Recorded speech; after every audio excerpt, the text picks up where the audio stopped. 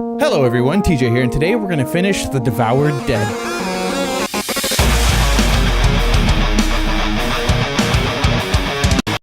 So there's one more story that we didn't do on the Devoured Dead. We went ahead and we started out with a man of means, and then we came over here and did, what's it called, the bootlegger? And now we need to do the scientist. So let's get started on that. All right. I remember this place. I was invited here. Something regarding a catalog? My host, Devon Marescu, I think that's how you pronounce that, I could be wrong, met me in the study, offering a glass of brandy. Well, yes, I would love some brandy. Or was it scotch? Man, I don't remember. Some forbidden, carefully crafted dark liquor for certain. Sounds illegal. He kept the key to the cabinet somewhere upstairs. So we gotta go upstairs, grab that key off the table, of course. Boom, got the key. Go back downstairs, open up that chest. I still say that all three of these stories are gonna play out the same. Oh, turn out the light. That way the darkness doesn't get me. All right, darkness is gone, light on. Now let's open this chest right here. Okay, we shared a few drinks as we discussed his recent trip abroad.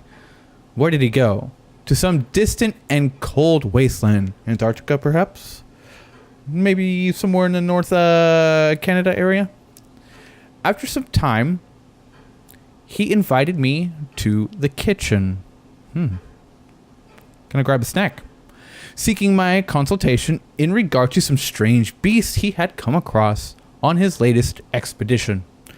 Despite my many attempts at acquiring more information on the creature, my host seemed reluctant to divulge.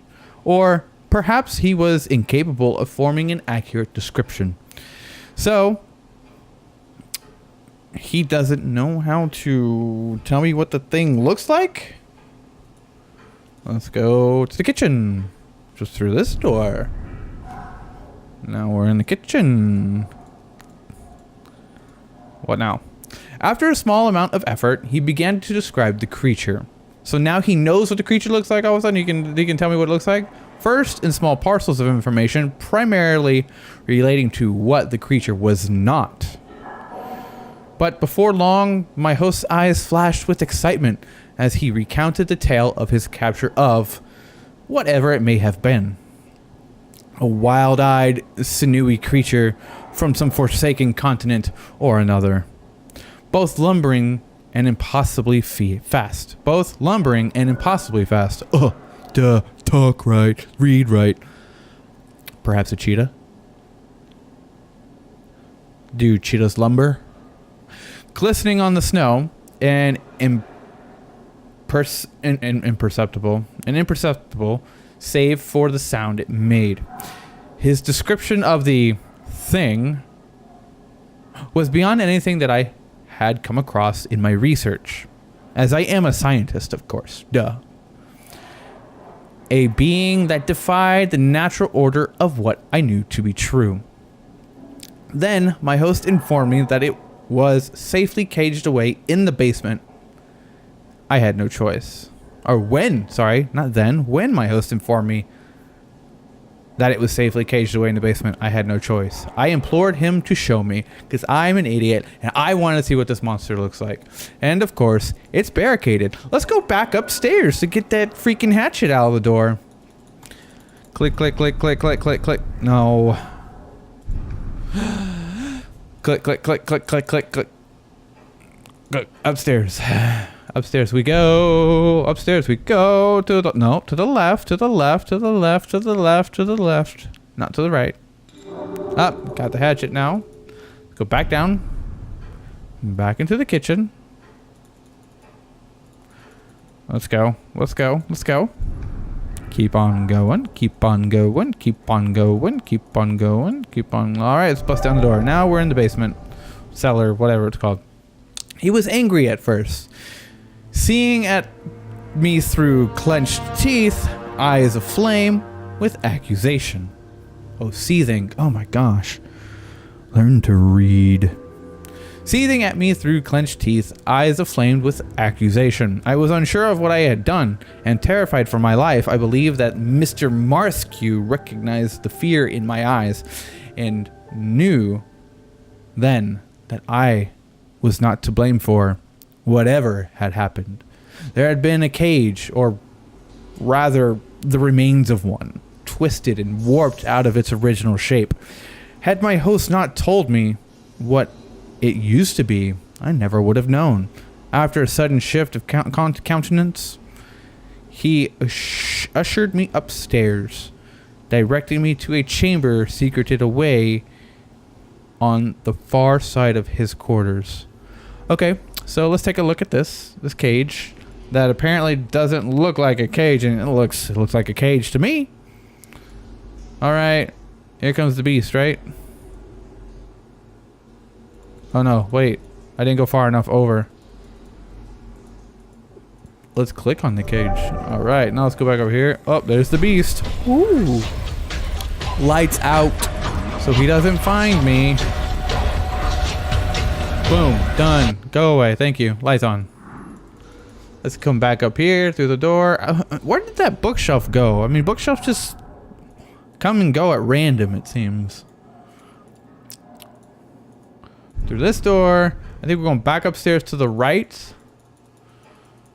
I think. Yeah. It has to be. I don't know. It's been a couple days since I played the last one. Come on. Let's go this way. Through this door. Yeah. Now everything's all twisting and contorting. And there's the beast. Turn out the light. Let the thing pass. I love the way that sounds. It sounds so cool. And now we gotta go back down this way. And through this door. Boom. Now we're in the normal room. There had been a great howl. A noise that, to me, felt like the heathens themselves tearing asunder. It felt as if it was not only emanating from the space beyond the door, but from every bit of air around me. In that moment, I knew nothing of hesitation. I recall it with such clarity that I must resist even now the temptation to do as I did then. I made for the guest quarters, intent on gathering my belongings and rushing to the exit without ever looking back.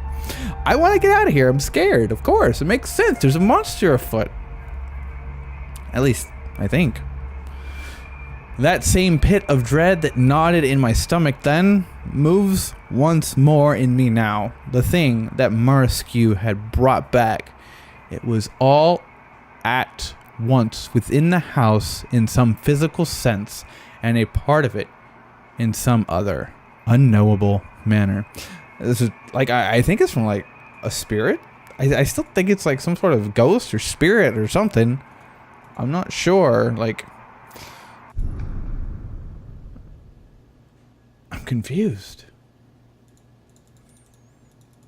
It's not, I still don't feel like it's very clear as to what it is. Just a beast. Now that we're in here,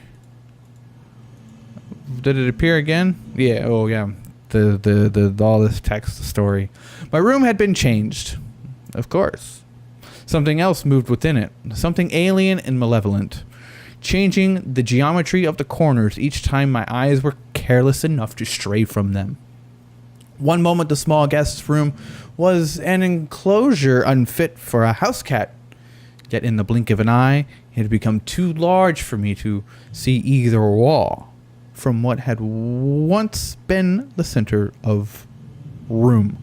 Not center of the room, but the center of room. In a blind panic, I threw myself at the door, scrambling to find purchase on the handle.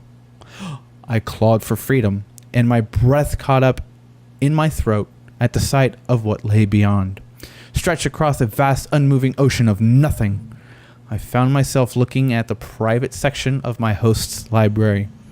As the blood in my veins froze to ice, I took a tentative step forward onto the warped wooden floor. So, my thought here seems like it would be like teleport me to that room, to the next room, but I actually have to go. Oh, whoa, wait, forgot I have to actually run there. just gonna follow me all the way there. Downstairs. And down into here. Into here. And it goes away. And then story. The last bit of story. Whatever my host had brought back from his trip now lay in wait for me somewhere in the library. I could feel its gaze fixed on me as I crossed the room. Struggling to understand how I had moved so quickly from my room to this place, it wanted something from me. I could hear a sound not unlike a voice coming from somewhere within the room. Indistinct, yet still bursting with clarity. A guttural declaration that it would not rest, would not let me be free of the house until it had taken not just my life, but the essence of life from me. And so it went about its ghastly work in this very room. I know not what became of my host or of any other unfortunate souls who wandered into this place unaware of the dangers present within. But I know my own fate now, and that is enough. So, yes, this is the end of it. Did I die? Did the character die? I don't know. I feel like it was definitely implied, but it never did say for certain. Nonetheless, still, just like the other two, I feel this is a very interesting way to tell a, albeit small story. It was still an interesting way to tell the story, and an interesting way to build the game. Now, with that said, if you find that you're interested in this game, I'll go ahead and leave a link in the description down below. And thank you for watching.